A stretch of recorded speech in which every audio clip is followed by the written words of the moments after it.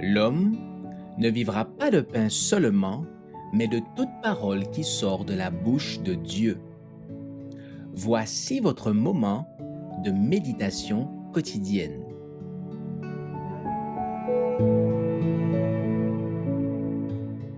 Un caractère à la gloire de Dieu, le 16 janvier. Il lui a été donné de se revêtir d'un fin lin, éclatant, pur.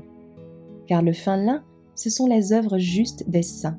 Apocalypse 19, verset 8.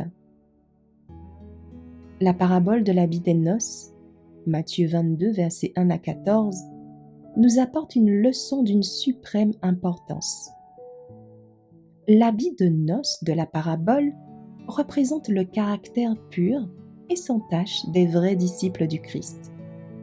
C'est la justice du Christ, son caractère irréprochable, qui est communiqué par la foi à tous ceux qui le reçoivent comme leur sauveur personnel. La robe blanche de l'innocence était celle que portaient nos premiers parents quand ils furent placés par Dieu dans le jardin d'Éden.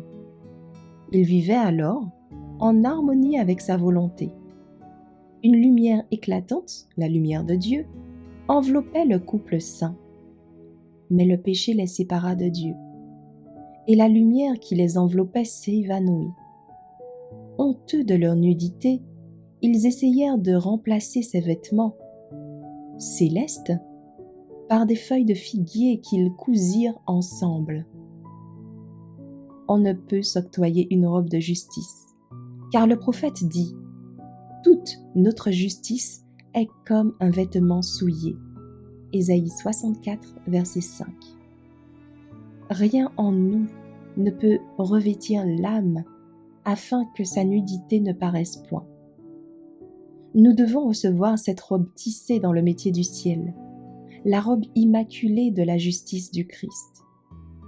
Dieu a pris toutes les dispositions nécessaires pour que nous puissions être parfaits par sa grâce et que nous ne manquions de rien en attendant l'apparition de notre Seigneur. Êtes-vous prêts? Avez-vous revêtu l'habit de noces? Ce vêtement ne dissimulera jamais la tromperie, l'impureté, la corruption ou l'hypocrisie. Les yeux de Dieu nous regardent. Ils sondent nos pensées, nos intentions. Il nous est impossible de cacher nos péchés aux yeux de Dieu.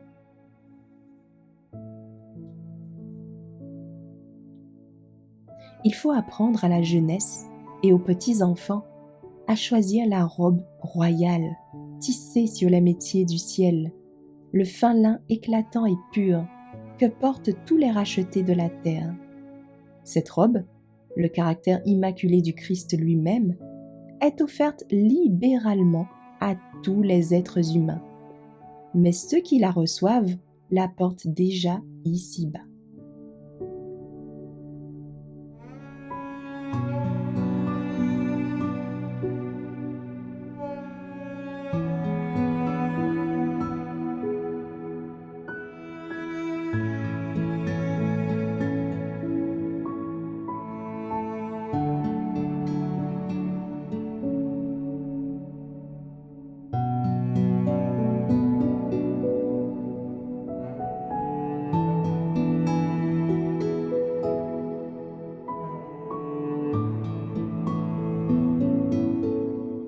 Merci d'avoir écouté cette présentation.